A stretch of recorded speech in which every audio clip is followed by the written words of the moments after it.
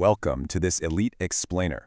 I am your master coach, and today we are stepping into the digital studio for a high-stakes, highly strategic masterclass on the Cambridge AS Level Afrikaans 8679 exam.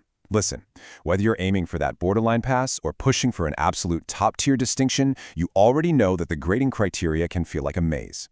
Today, we are specifically targeting the speaking test mark scheme to tear down a critical and, frankly, deeply frustrating component: accuracy and feel for language. By the end of this session, you're going to know exactly how examiners forensically analyze your responses. We're talking time allocation, critical thinking strategies, and dissecting pure problem solving.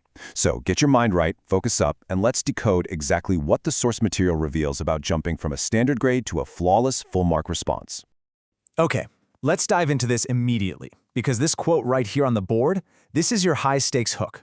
Accuracy and feel for language is one of the most misunderstood areas. The principal examiner reports consistently flag this as the exact graveyard where top marks go to die. Why? Because candidates walk into a high-tariff 9 to 15 mark speaking scenario and treat it like a mechanical, robotic translation exercise. But examiners aren't just looking for vocabulary, they're looking at your command word anatomy. They want to see if you actually understand the difference between analyze, which means breaking a concept into its core components, versus evaluate, which requires you to weigh the validity of those components and render a final judgment. They're contrasting explain with to what extent. You literally cannot afford to misunderstand this. Feel for language means demonstrating fluency, idiomatic precision, and deep cultural context. It's about how naturally and logically your thoughts construct themselves in Afrikaans under pressure. So, to systematically dismantle these grading criteria, here is our syllabus for today's masterclass. First, we'll cover the theoretical architecture. Second, the technical methodology. Third, critical evaluation. And finally, we'll end with explicit examiner warnings. Let's move straight into Section 1, Theoretical Architecture, the Foundations of High Marks. Right. The conceptual framework here is absolutely fascinating. And to explain it, I want you to imagine we're in a collaborative digital study suite right now. I've got two of my top scholars with me. Let's call them Alex and Sam. Now, Alex is highly technical, right? He completely excels at formulas, memorizing facts and vocab lists, but he struggles with open-ended evaluation. Sam, on the other hand, is our creative thinker. Sam is incredible at crafting broad arguments, but struggles with structural precision and strict timing. So they look at this criteria prioritizing systematic analysis over superficial breadth, and a debate instantly sparks. Alex says, well, obviously I just need to drop 50 complex Afrikaans vocabulary words in 5 minutes to prove I know the language. That, right there, is superficial breadth. But Sam argues, no, it's about the flow. It's about a conceptual perspective where the ideas just naturally connect without forcing the big words. The truth, the examiner reports show that Sam is closer to the mark, but Alex's precision is still needed. Examiners value deep, logical, evidence-based reasoning over just dropping a massive disconnected array of shallow facts. So, as Alex and Sam continue their debate on how to unlock those top-tier marking bands, specifically assessment objectives like AO1, AO2, and AO3, they realize they have to merge their strengths. The crucial point is that to hit the absolute top marks, you need 3 core principles. First, precise definitions. You can't just throw out a term, you must define it in context. Second, causal relationships. This means you are explaining why something happens in Afrikaans, not just stating that it happens. And third, this is the real secret, cross-topic connections. The principal examiner reports explicitly highlight the candidates who reference cross-topic connections achieve significantly higher marking bands. If you are discussing environmental issues in Afrikaans and you can seamlessly link that to economic impacts, you are demonstrating a superior, elite feel for language. You are showing the examiner that you have total mastery of the broader syllabus. All right, let's shift gears from the underlying theory to the actual execution. Section 2, Technical Methodology, the Method Mark Strategy.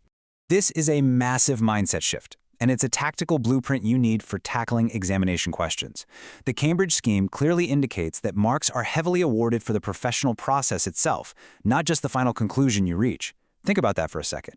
Even if your final conclusion in an extended speaking response is slightly off base, if you use a flawless structural approach, if you deploy the correct formats, and utilize appropriate terminology, you can still secure critical method marks.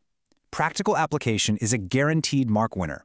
It proves to the examiner that even if you got lost in the weeds of the argument, your foundational architecture is sound. So how do we practically apply this?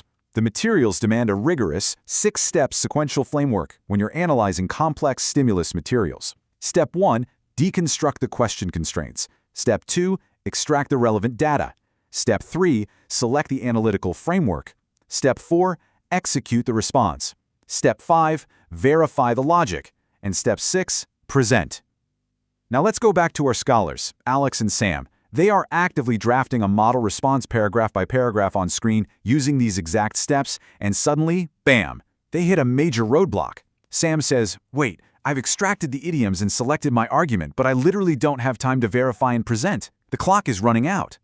Alex chimes in, "And my paragraphs aren't linking because I skipped straight from extracting to executing." This is exactly where the average student drops a grade boundary. Skipping steps leads to language that feels rushed, stilted, and wildly inaccurate. I'm going to step in here and pause their session because there is a specific cognitive strategy to get unstuck. But first, before we untangle Alex and Sam's roadblock, I need to pause this session for a quick, critical mid-video message. If you want to consistently unlock these top-tier Cambridge breakthrough strategies, you need to subscribe to the channel Ace the Exams IGCSE O and A levels at handle @acetheexam_IGCSE right now. Seriously, hit that subscribe button popping up on your screen and enable all notifications by clicking the bell so you never miss our weekly exam hacks. Okay, let's get our scholars unstuck. To fix their timing and linking issue, I gave them this memory hack, DESEVP. Create a custom, funny, or weird acronym for deconstruct, extract, select, execute, verify, present. Having that acronym burned into your brain guarantees rapid recall. When you're under extreme time pressure and you freeze up, you just lean on the acronym. It completely stabilizes your pacing. Now notice how that final step, present, requires absolute, non-negotiable adherence to strict presentation conventions. Whether you are structuring a verbal delivery or writing out your preparatory notes, you must use proper headings, the correct Afrikaans terminology, appropriate formats, and clear annotations.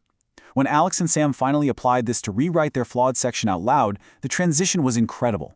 They went from a mediocre, disjointed answer to a flawless, full-mark response simply by honoring the presentation structure.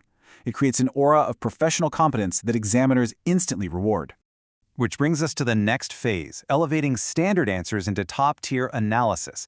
Section 3, Critical Evaluation, the Spot the Flaw simulation. I want to speak directly to you for this immersive workshop segment.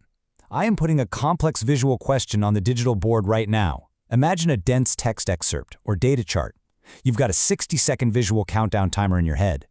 Now, why do students find evaluating this evidence and drawing conclusions so incredibly hard? When faced with that timer, a weak candidate will just list the facts they see. A slightly better candidate will offer a passionate opinion based on zero evidence. But evaluation? True critical evaluation isn't just reciting facts or sharing your feelings.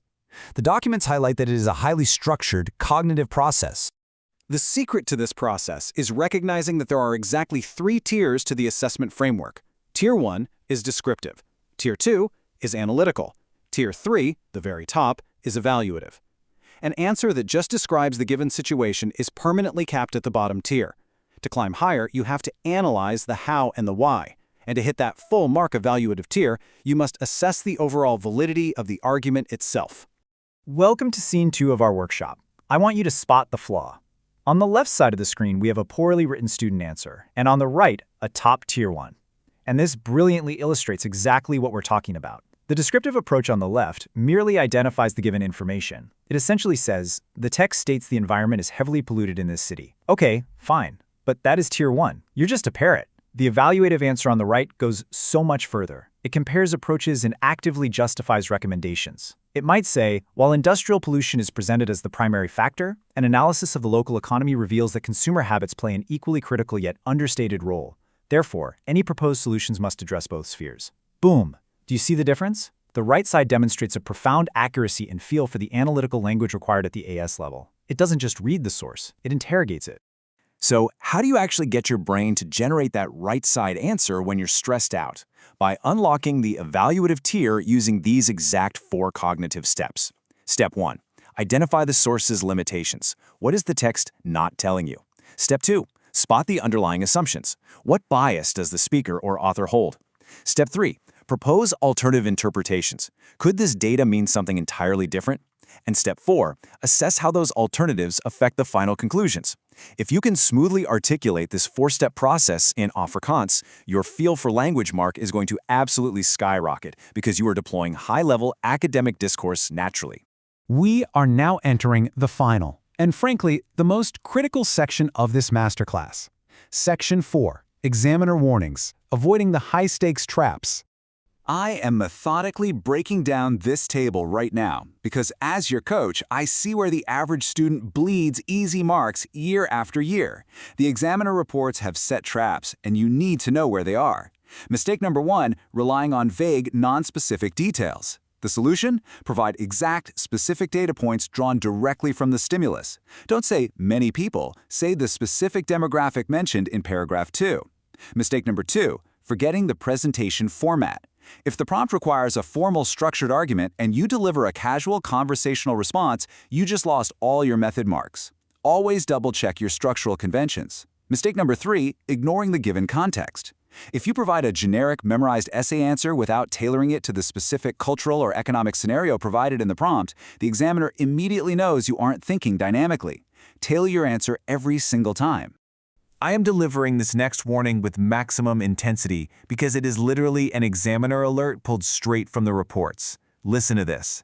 Candidates consistently confuse key terminology. Always define terms before using them in extended responses. If you fail to define your terms, your score is immediately capped. It's that simple. Briefly contextualizing a complex Afrikaans idiom or an academic term in your opening sentence proves your comprehension. It prevents the examiner from assuming you just memorized a big word and guessed how to use it. Control the narrative by defining your parameters early. All right, let's synthesize this entire masterclass explainer. Earlier, Alex and Sam shared their personal breakthroughs with me. Alex realized that technical vocab without an evaluative structure is useless, and Sam realized that creative arguments without precise terminology will fail. Their breakthrough is your ultimate takeaway: master systematic analysis and evidence-based reasoning. To do this, I want you to remember 3 core unforgettable pillars from today. Pillar 1, the 3-step question scan. Deconstruct, isolate the command word, and define the parameters. Pillar 2, the paragraph balance formula. Ensure every paragraph moves from descriptive to analytical to evaluative. And Pillar 3, the last 5 minutes review checklist. Verify your terminology, check your formatting, and ensure your causal links are rock solid. Crushing Cambridge exams isn't about luck. It requires consistent, ruthless strategy. So I'm leaving you with a provocative challenge. How will you apply that 6-step DESEVP methodological framework to deconstruct the very next past paper you look at? Don't just nod along, actually test this strategy on your target grade materials today. And listen, if you are serious about achieving top-tier results, you need to hit that subscribe button for Ace the Exam's IGCSE O and A levels at acetheexam_IGCSE right now. Turn on the notification bell so you get every single future exam hack the second it drops. And before you click away, leave a comment down below with your target grade and the hardest Cambridge question you're struggling with right now. I will see you in the next session. Keep grinding.